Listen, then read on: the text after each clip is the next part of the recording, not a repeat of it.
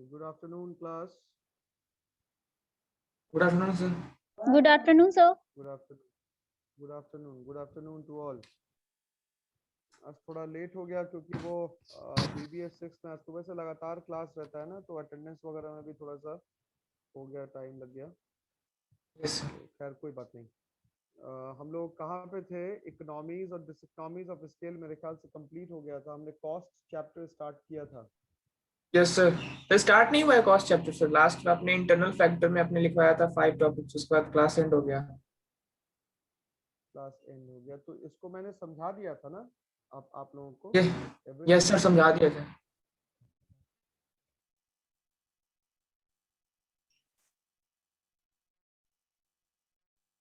ठीक है। फैक्टर्स इसके अपोजिट हो जाएं, यानी कि मैनेजरियल इकोनॉमीज का जो प्रबंधन है वो इतना योग्य नहीं है कि वो सही व्यक्ति को सही कामों पर लगा पाए, तो क्या होगा? मैन पावर का वेस्टेज होगा, कॉस्ट बढ़ेगा, आपको नुकसान होगा। दूसरा, आप जिस टेक्नोलॉजी के सहारे प्रोडक्शन कर रहे हैं, अगर वो टेक्नोलॉजी आप आउटडेटेड यूज कर रहे हो, आप उसको मतलब उसमें बदलाव लेकर नहीं आ पा रहे हो, तो इन तमाम कारणों से आपको क्या अनुभव करने को मिलेगा? फायदा होने के बदले आपको क्या होने लगेगा? नुकसान होने लगेगा। Right class? Yes Yes, sir. sir. ठीक है। और क्या हो सकता है? और आपको ये भी प्रॉब्लम हो सकता है कि आप अगर ओल्ड टेक्नोलॉजी से प्रोडक्शन कर रहे होंगे तो आपका आइडल टाइम बढ़ जाएगा, मशीन बेकार रहेगी, आपके पास जो मैन पावर है वो बेकार बैठा रहेगा, रिसोर्सेज का आप यूज नहीं कर पाएंगे, तो कुल मिला के कॉस्ट ऑफ प्रोडक्शन आपका बढ़ जाएगा। आप कॉम्पिटिटिव प्राइस पे मार्केट पे अपने प्रोडक्ट को बेच नहीं पाएंगे।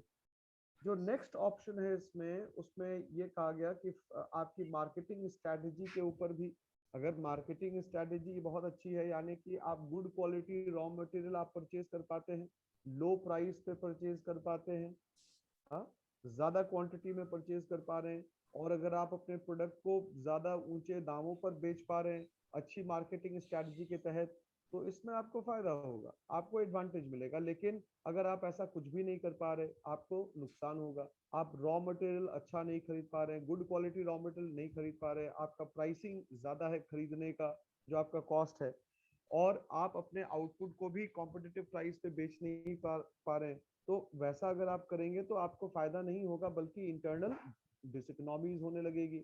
जो नेक्स्ट पॉइंट है उसमें ये कहता है कि यहाँ पे आप फाइनेंसिंग इकोनॉमीज या डिसइकोनॉमीज के ऊपर भी बात कर सकते हैं। फाइनेंसिंग इकोनॉमीज आपको कब होगा? जब आपका इंटरेस्ट रेट कम हो गया, जब आप लंबे समय के लिए बोरोइंग्स करेंगे, जब आप दूसरे को उधार कम देंगे, आप पैसा ज्यादा जल्दी रिकवर कर पाएंगे, तो ये आपकी फाइनेंसिंग स्ट्रैटेजी या फाइनेंशियल स्ट्रैटेजी साउंड होने की वजह से आपको फायदा होगा। लेकिन अगर ठीक इसका उल्टा हो गया, आप आपने बोरोइंग्स तो किया लेकिन काफी ऊंचे रेट पे बोरोइंग्स कर लिया, रेट ऑफ इंटरेस्ट ज्यादा है, या आप सस्ते दामों पे जो लोन है वो तो एक नहीं ले पा रहे हैं, लेकिन साथ में आप छोटे छोटे समय के लिए लोन ले रहे हैं, लंबी समय के लिए कोई आपको लोन देने को तैयार नहीं है, आप दूसरे को जो क्रेडिट दे रहे हैं वो क्रेडिट आप रिकवर नहीं कर पा रहे, या आपका मार्केट में पैसा डूब जा रहा, तो इन तमाम कारणों से आपको ये अनुभव होगा कि आपको फाइनेंशियल डिसइकोनॉमीज होना शुरू हो जाएगी, इकोनॉमीज नहीं होगी। उसके बाद है लास्ट में एक risk bearing economies. Risk bearing economies का मतलब ये हुआ कि अगर आप एक प्रोड्यूसर हैं, आपने छोटा रिस्क लिया, आपने एक ही गुड्स को प्रोड्यूस करने का सोचा, तो वैसी हालत में क्या होगा? अगर आप एक ही गुड्स को प्रोड्यूस करेंगे तो आपको ये होगा कि भाई आप मतलब जब आपने प्लान किया था, जब आपने सोचा था प्रोडक्शन करने का, उस वक्त सब कुछ ठीक था, लेकिन जैसे ही मार्केट में जब आपने गुड्स को सप्लाई करने का सोचा, अचानक से डिमांड चेंज कर गया, कस्टमर प्रेफरेंस चेंज कर गया, तो आपको नुकसान होने लगेगा। तो वैसी हालत में आपको डिसइकोनॉमीज होगा। तो उससे बचने के लिए क्या कहता है कि आप रिस्क ज्यादा लीजिए, आप एक प्रोडक्ट मत प्रोड्यूस कीजिए, आप 2 3 4 5 प्रोडक्ट प्रोड्यूस कीजिए, तो एक का डिमांड कम होगा तो उसकी भरपाई दूसरे तीसरे चौथे से हो जाएगी। तो ये सारा फैक्टर्स हो गया इंटरनल इकोनॉमीज और इंटरनल डिसइकोनॉमीज का।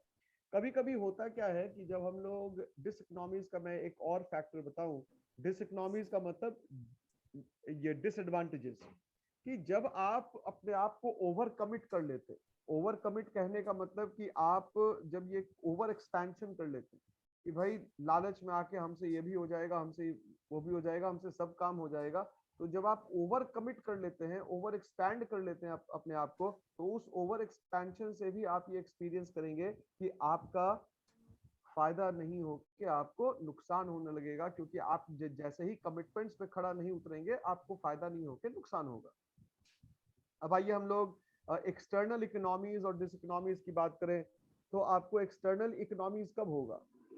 आपको एक्सटर्नल इकोनॉमीज तब होगा आप, हेलो, यस सर।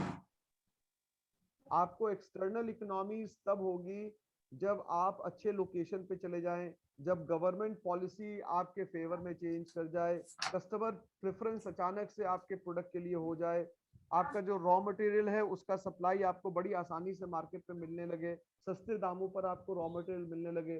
तो इन तमाम कारणों से आप क्या देखेंगे कि आपको इकोनॉमीज ऑफ स्केल होगा, लेकिन वो एक्सटर्नल फैक्टर से होगा, क्योंकि एक्सटर्नल फैक्टर हमारे आपके कंट्रोल में नहीं है। अगर हमारा लेबर का सप्लाई बढ़िया हो जाए, स्किल्ड लेबर हमको मिलने लगे, जहाँ पे मैंने फैक्ट्री खोली कम रेट पे मिलने लगे, तो बहुत बहुत मुमकिन है कि हम लोगों को इसका एडवांटेज मिलेगा। लेकिन ये सारे फैक्टर्स हमारे पहुंच के बाहर की बात है, इसमें हमारा कोई कंट्रीब्यूशन या हमारा कोई रोल एज सच नहीं है। नहीं है। लेकिन अगर हम लोग डिस इकोनॉमीज, हाँ, अगर हम लोग डिस इकोनॉमीज की बात करें, तो डिस इकोनॉमीज का मतलब क्या हुआ कि एक्सटर्नल फैक्टर्स की वजह से आपको नुकसान होगा। तो उसका ठीक अपोजिट, मान लीजिए कि इस बार मानसून नहीं हुआ, एग्री आउटपुट अच्छा नहीं हुआ, तो आप जो रॉ मटेरियल के ऊपर आपकी फैक्ट्री डिपेंडेंट थी, वो आपको महंगे दामों पे रॉ मटेरियल परचेज करना पड़ेगा। या बहुत मुमकिन है ये भी कि आपके पास जो लेबर है, जिस तरीके का लेबर आपको चाहिए उस तरीके का लेबर आपको नहीं मिल पा रहा हो, गवर्नमेंट पॉलिसी आपके इंडस्ट्री के खिलाफ हो जाए, या नंबर ऑफ कॉम्पिटिटर्स बढ़ जाए, पहले जितने नंबर ऑफ कॉम्पिटिटर्स थे अब उनसे ज्यादा अगर नंबर ऑफ कॉम्पिटिटर्स हो जाए, तो इन तमाम कारणों से आपको ये महसूस होगा कि आपको फायदा नहीं हो के नुकसान होने लगेगा। लेकिन यहाँ पे आप विवश हैं, आप कुछ कर भी नहीं सकते। क्यों? क्योंकि आपके पहुंच या आपके नियंत्रण से बाहर के ये सारे फैक्टर्स हैं, ये सब आपके आउट ऑफ कंट्रोल है। Am I clear class? Yes sir. Yes sir. ठीक है, तो अब आज हम लोग पढ़ेंगे कॉस्ट के बारे में। तो मैं आपसे एक सवाल कर रहा हूँ और ये जानने की कोशिश कर रहा हूँ कि कॉस्ट होता क्या है, what is cost basically.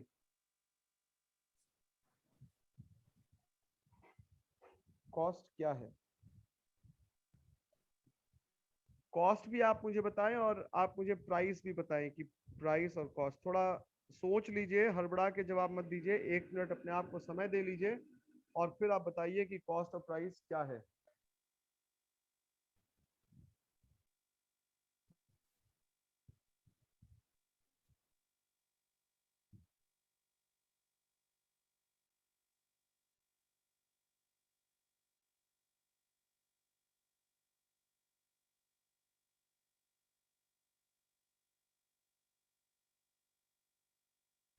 Hello sir.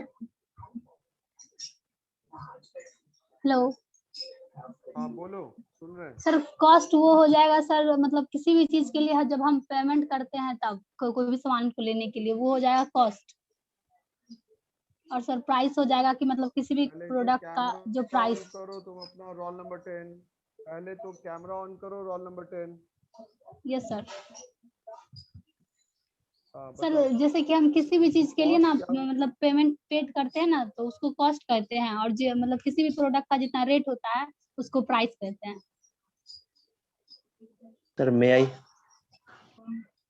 हाँ बोलो। सर जो फैक्ट्री प्रोडक्शन होता है सर, जिससे लग के वो प्रोडक्ट बनता है, उसको कॉस्ट बोलते हैं। जिसमें प्रॉफिट और टैक्सेस लगे होते हैं उसे एमआरपी बोलते हैं या प्राइस बोलते हैं। बहुत बढ़िया, वेरी गुड। दुर्गेश कहाँ गया जी तुम? Yes sir. क्या है कॉस्ट और प्राइस? सर जो चेहरा फैक्ट्री भी दिखाओ अपना, थोड़ा चेहरा दिखाओ और थोड़ा माइक से दूर होके बात करो। Yes yes sir. आप, हाँ थोड़ा फैक्ट्री माइक को प्रोडक्शन दूर के कर लो, हटा लो वहां से। हाँ बोलो। फैक्ट्री प्रोडक्शन के टाइम सर जो प्रोडक्ट को बनाने में जो टोटल आउटपुट लगता है सर, जो टोटल प्रोडक्शन के टाइम में जो टोटल कॉस्ट आता है सर, उसकी जो खर्च होता है उसी को कॉस्ट कहते हैं। और सर प्रोडक्ट के रेडी हो जाने के बाद मार्केट में जो सेल करने के लिए उस पर टैक्सेस लगते हैं, उसके बाद जो सेल होता है उसको सर प्राइस कहते हैं। ठीक है, कोई और तो नहीं बताएगा मेरे ख्याल से।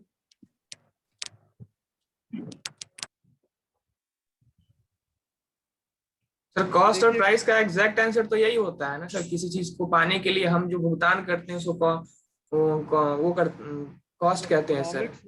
इकोनॉमिक्स में कॉस्ट का मतलब क्या हुआ? इकोनॉमिक्स में कॉस्ट का मतलब हुआ summation of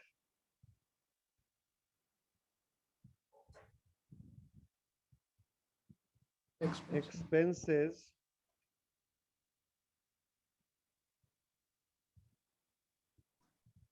incurred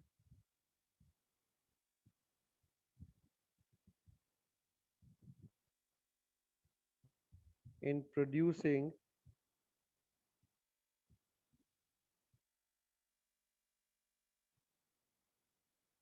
a product or service।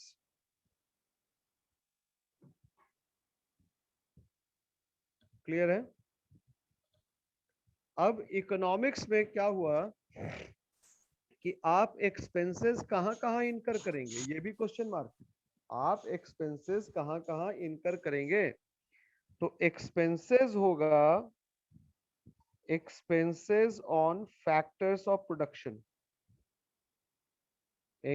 expenses on factors of production।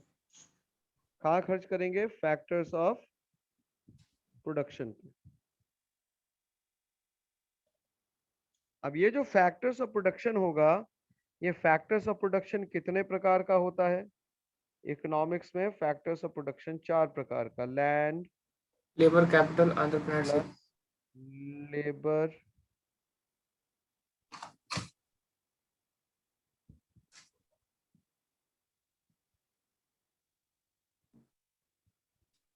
Plus capital,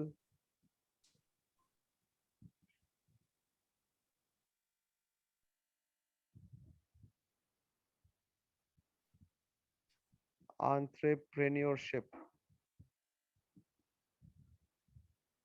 ठीक है,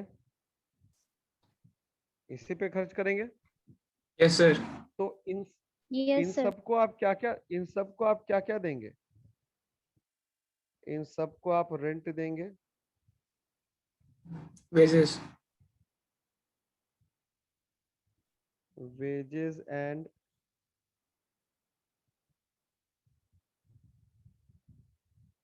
सैलरी देंगे, यस सर।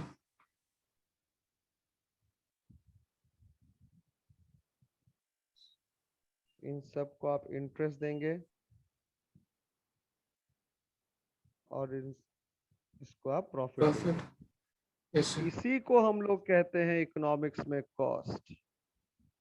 जब इन सबको ऐड करेंगे ना, तो ये किसके बराबर होगा? ये कॉस्ट के बराबर होगा। किसके बराबर होगा? कॉस्ट के बराबर होगा। सर इससे जो आउटपुट निकलेगा वो कॉस्ट होगा सर। अरे इसको जोड़ोगे ना, rent plus wages salary plus interest plus entrepreneurship, तब जाके कॉस्ट आएगा अंकित। Yes sir. आउटपुट तो हुआ जो इन सबको लगा के जो फिनिश प्रोडक्ट मिला, वो ना आउटपुट हुआ। Yes sir. हम लागत की बात कर रहे हैं। परिभाषा पढ़ो ना, ऊपर में क्या है? Summation of expenses incurred in producing a particular product और सर्विस।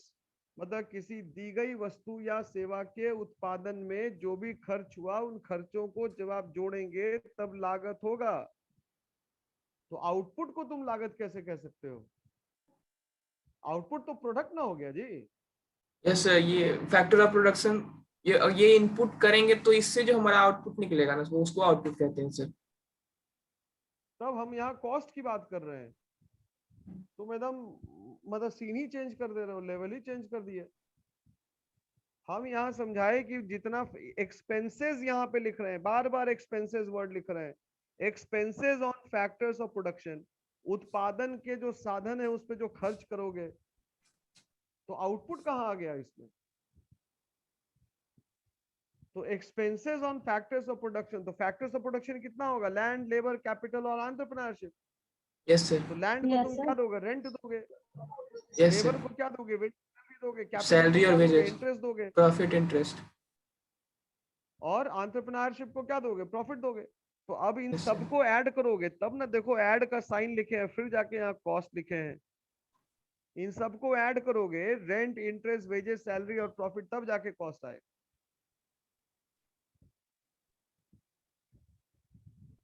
समझना क्या है?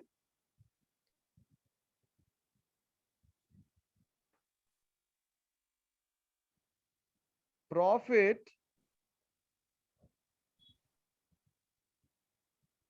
which is included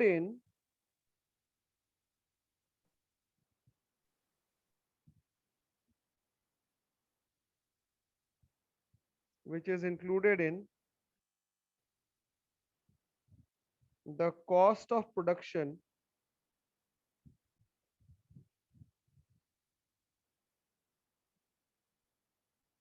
is normal profit। ये समझ में आया क्या लिखे? इस लाइन का क्या मतलब हुआ? हमको लाइन का मतलब बताओ पहले। सर कॉस्ट ऑफ प्रोडक्शन में जो प्रॉफिट इंक्लूड है उसको नॉर्मल प्रॉफिट कहते हैं।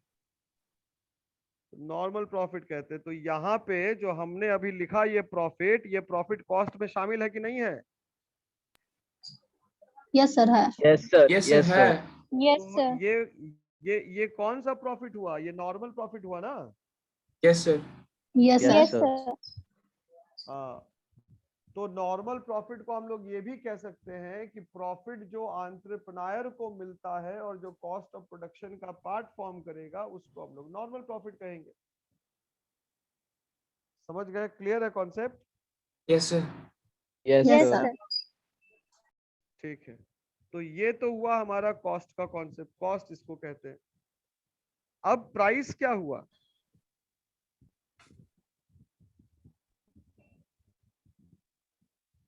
The rate at which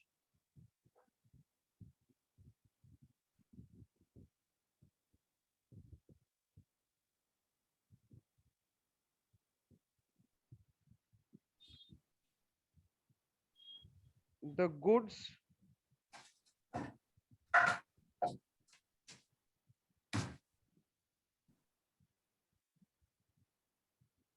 and services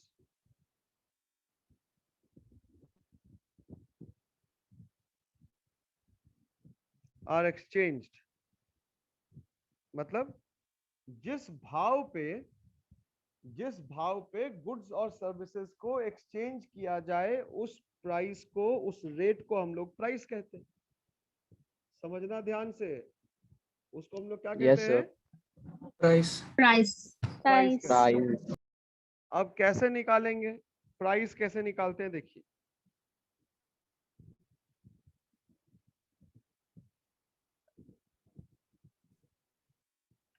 cost जो है, इस कॉस्ट में जैसे ही सामान मार्केट में गया तो उसमें इनडायरेक्ट टैक्स जुड़ता है कि नहीं जुड़ता है? जुड़ता है सर। जुड़ता है सर. टैक्स जुड़ गया। Yes sir. अब अगर सरकार उसमें सब्सिडी देती है,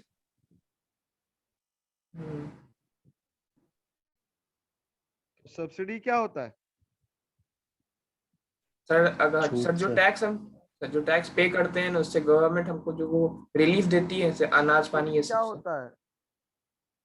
सब्सिडी का मतलब कुछ महत्वपूर्ण चीजों के ऊपर जो सरकार के द्वारा रियायत दी जाती है, छूट दी जाती है, उसको Yes, हम sir. लोग सब्सिडी कहते हैं। The relief which is being offered by the government on some essential products is called subsidy. Subsidy. Is called what? Subsidy. इसको हम लोग सब्सिडी। सब्सिडी कहते हैं। ठीक है, अब क्या Yes, sir. हुआ देखिए। तो cost plus indirect tax minus subsidy. तो लागत में जैसे ही मार्केट गुड्स में गया उसमें टैक्स जुड़ गया तो कॉस्ट में टैक्स जुड़ जाएगा। सब्सिडी सरकार दे रही है तो सब्सिडी को माइनस कर देंगे। तो इसी को हम लोग प्राइस कहते हैं। प्लस माइनस करने के बाद जो प्राइस आएगा इसको हम लोग कहते हैं प्राइस। अब हम लोग क्या करते हैं, हम लोग कहते हैं नहीं, हम लोग नॉर्मल प्रॉफिट से सेटिस्फाइड नहीं है भाई, अब हमको और एक्स्ट्रा प्रॉफिट चाहिए। तो और जो हम लोग प्रॉफिट एक्स्ट्रा इसमें ऐड करेंगे, ये जो एक्स्ट्रा प्रॉफिट ऐड करेंगे ये नॉर्मल प्रॉफिट नहीं होता, इसको हम लोग सुपर नॉर्मल प्रॉफिट कहते हैं, एसएनपी कहते हैं। क्या कहते हैं? Super normal profit. Normal super profit. तो इकोनॉमिक्स के पॉइंट ऑफ व्यू से, इकोनॉमिक्स के पॉइंट ऑफ व्यू से प्रॉफिट्स दो तरीके का होगा। प्रॉफिट्स कितने तरीके का होगा? दो तरीके का। दो एक तरीके तो का। हो गया नॉर्मल प्रॉफिट और एक नॉर्मल सुपर नॉर्मल नॉर्मल और प्रॉफिट। दूसरा हो गया सुपर सुपर नॉर्मल। नॉर्मल। ठीक है। नॉर्मल प्रॉफिट क्या हुआ? ऐसा प्रॉफिट जो कॉस्ट का पार्ट फॉर्म करता है उसको हम लोग कहते हैं normal profit. Super normal profit क्या हुआ? जो हम लोग मार्केट में जाके और अतिरिक्त प्राइस ले लेते हैं, यानी कि प्राइस में ही और प्रॉफिट जोड़ देते हैं, उसको हम लोग सुपर नॉर्मल प्रॉफिट कहते हैं। नॉर्मल प्रॉफिट के अलावा जो हम लोगों को प्रॉफिट चाहिए उसको हम लोग सुपर नॉर्मल प्रॉफिट कहते हैं। सपोज कीजिए रेंट हमारा 15 रुपए है, yes sir. Wages and salary हमारा 22 रुपए है, इंटरेस्ट हमारा 18 रुपए है और प्रॉफिट हमारा 25 रुपए है। तो मुझे कॉस्ट बताइए क्या होगा। अच्छा एक चीज और सुन लीजिए, छोड़िए हटाइए, और मैं आपको इंफॉर्मेशन दे रहा हूं। इनडायरेक्ट टैक्स है आपके पास, इनडायरेक्ट टैक्स है 10 रुपए और आपके पास सब्सिडी जो है, सब्सिडी जो है वो 4 रुपए है और सुपर नॉर्मल प्रॉफिट जो है वो 12 रुपए है। अब आपको हमको बताना है क्या क्या है, दो चीज कैलकुलेट करना है, कॉस्ट कैलकुलेट करना है और प्राइस कैलकुलेट करना है। कॉस्ट और प्राइस, ये दो चीज आप मुझे कैलकुलेट करके बताएं क्या होगा। Take your time and then answer.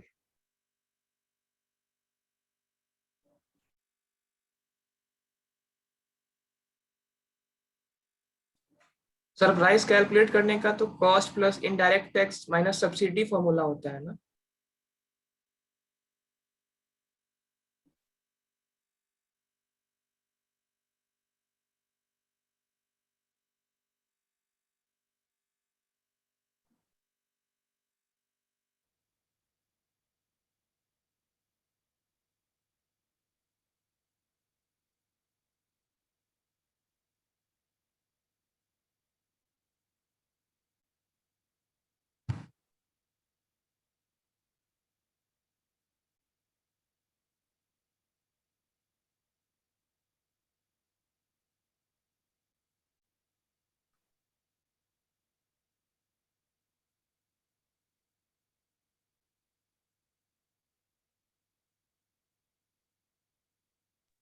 हो गया सर।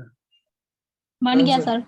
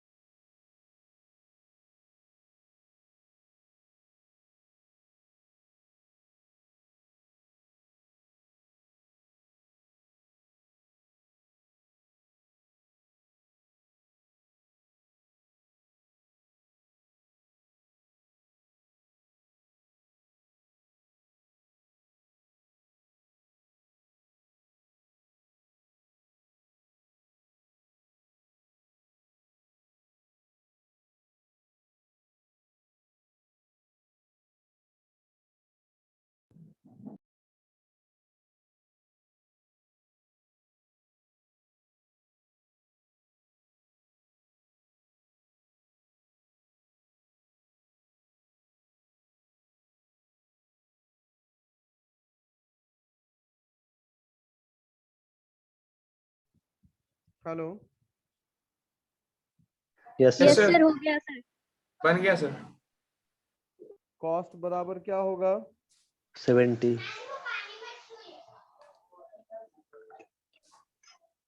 और सर 70 प्राइस बराबर है? 88 कॉस्ट होगा और बराबर कॉस्ट क्या बराबर होगा? कैसे सर कॉस्ट बराबर कैसे 80 निकालेगा? होगा सर, कॉस्ट 80 बराबर होगा 80 सर, होगा सर, यस सर 80 होगा सर। 80 होगा सर। कॉस्ट बराबर 80 होगा। 22 और 18 यस सर। 40, 40 और 40 80। कॉस्ट बराबर 80। Yes sir. Cost yes sir. बराबर 80। और ठीक है, और बताओ। सर 82 हो जाएगा प्राइस। 88 आ रहा है सर। प्राइस क्या 82 होगा? आ रहा है फॉर्मूला क्या बताए थे? Cost sir. Sir cost plus रुक जाओ, indirect tax. Cost plus indirect tax 10 minus four. Subsidy 4, यानी कि 86 हो गया। 86। Yes sir. 86 हो गया। यस अब सर। इसमें सुपर नॉर्मल प्रॉफिट और जोड़ो। 86 प्लस सुपर नॉर्मल प्रॉफिट 12, यानी कि 98। प्राइस 98 हुआ। Yes, sir. Yes. Yes sir. समझ गए? Yes sir. अब Yes, अब sir. देखिए, हम प्राइस से कॉस्ट पे जा रहे हैं, तो कॉस्ट बराबर क्या हो जाएगा? देखिएगा, कॉस्ट बराबर होगा price minus indirect tax minus super normal profit plus subsidy. Subsidy को प्लस करेंगे तो प्राइस हमारा हो गया कितना? सर 86। 98 हुआ ना जी। प्राइस टोटल कितना यस सर, निकाले? वो 98 sir yes sir minus super normal profit add किए थे उसमें 12 minus Yes, extra. sir. 10 minus 4 12। Super normal profit कितना है जी? सर 12। सर 12 ही 12। है ना? 12 भी है। 12 है, sir. Yes, sir. Minus 10 minus 12, yes तो सर। ये हमारा हो गया 22 माइनस, या और सब्सिडी कितना है? सब्सिडी हमारा है 4, तो 98 माइनस 10 88, 88 माइनस 12 76, तो 76 plus 4 is 80 equal to sir. कितना होगा? 80 हो गया cost. Yes sir. Yes sir. Yes sir. इसी को कहते हैं cost, cost of price. Yes sir. समझ में आ गया? कॉन्सेप्ट क्लियर है एकदम? Yes sir. Yes, sir. Yes sir. और तो ये तो था कॉस्ट ऑफ प्राइस। अब मुझे एक सवाल का जवाब और चाहिए कि कॉस्ट और प्राइस, ये जो कॉस्ट आप निकालते हैं, कॉस्ट क्यों जरूरी है? Why is cost important from a producers point of view? Why is cost important from a producers point of view? मेरा सवाल बहुत क्लियर है। व्हाई इज कॉस्ट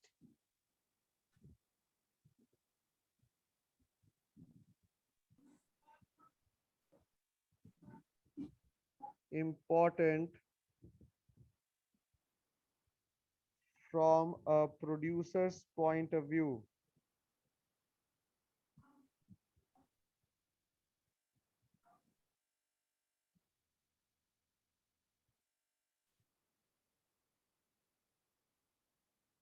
बताइए, प्रोड्यूसर के पॉइंट ऑफ व्यू से कॉस्ट क्यों इंपॉर्टेंट है?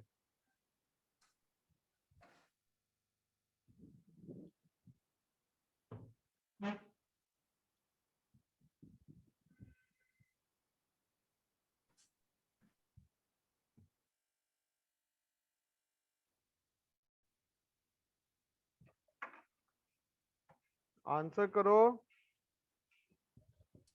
सर कॉस्ट वो निकालता है तो उसे पता चलता है कितना कैपिटल और कितना लेबर या फिर कितना वेजेज उसको देने पर इससे कितना मुनाफा होगा और नहीं होगा, इस सब के बारे में पता चलता है।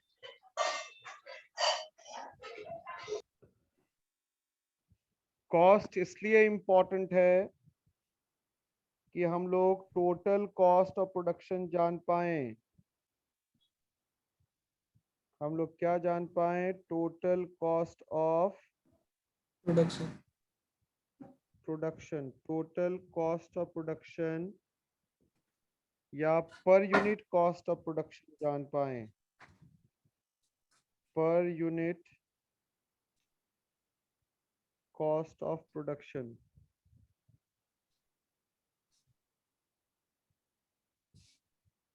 ठीक है, इसको जानने का पर्पस क्या है? Better utilisation of resources,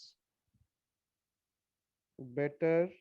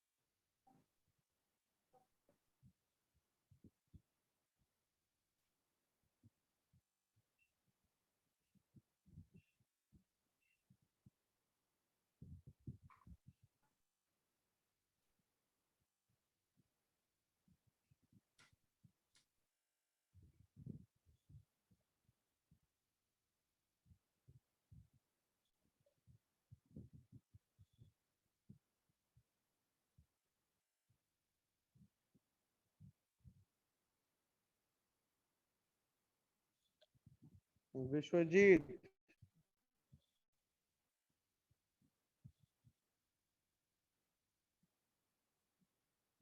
Vishwajeet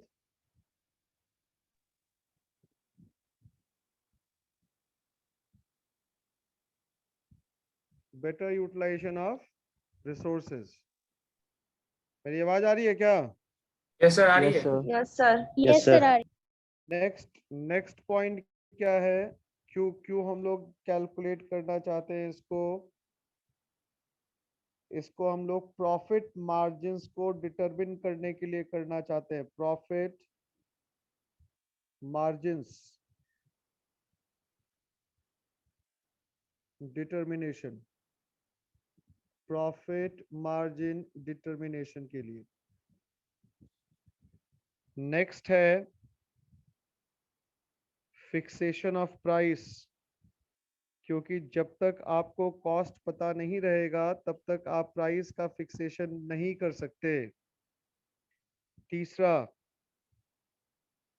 comparison of cost,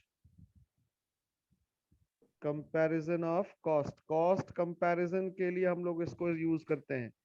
अब कॉस्ट कंपैरिजन में भी दो, एक इंटर फर्म कॉस्ट कंपैरिजन और दूसरा intra firm cost comparison. Inter firm cost comparison का मतलब डिफरेंट फर्म से, आप जैसी जो और दूसरी फर्म है उससे आप कंपेयर करते हैं कॉस्ट को, ये हो गया इंटर फर्म। ताकि आपको ये पता चले कि आप अपने कॉम्पिटिटर से सस्ते दाम पे या महंगे दाम पे प्रोडक्शन कर रहे हैं। उसके बाद आ गया इंट्रा फर्म। इंट्रा फर्म मतलब कि आप अपने ही सेम बिजनेस में जब हम लोग रिकॉर्ड्स को कंपेयर करेंगे तो इसको हम लोग कहते हैं इंट्रा फर्म, इसको हम लोग कहते हैं इंट्रा फर्म। ये इंट्रा फर्म का मतलब क्या हुआ कि जब आप सेम बिजनेस में आपस में डिफरेंट टाइम फ्रेम के बीच में जब आप कंपैरिजन करेंगे तो आप इसको इंट्रा फर्म कंपैरिजन कहते हैं। Is it clear class? Yes sir. Yes sir. Yes, sir. तो ये कुछ रीजंस था जिसकी वजह से हम लोग कैलकुलेट करते हैं किसको? कॉस्ट को, और कॉस्ट जानना इम्पोर्टेंट होता है। Yes, sir. क्लियर है class? Yes Yes, yes sir. Sir. Yes sir. Any doubt? Yes sir, no sir? No sir. No sir. No, sir. No, sir. चलो ठीक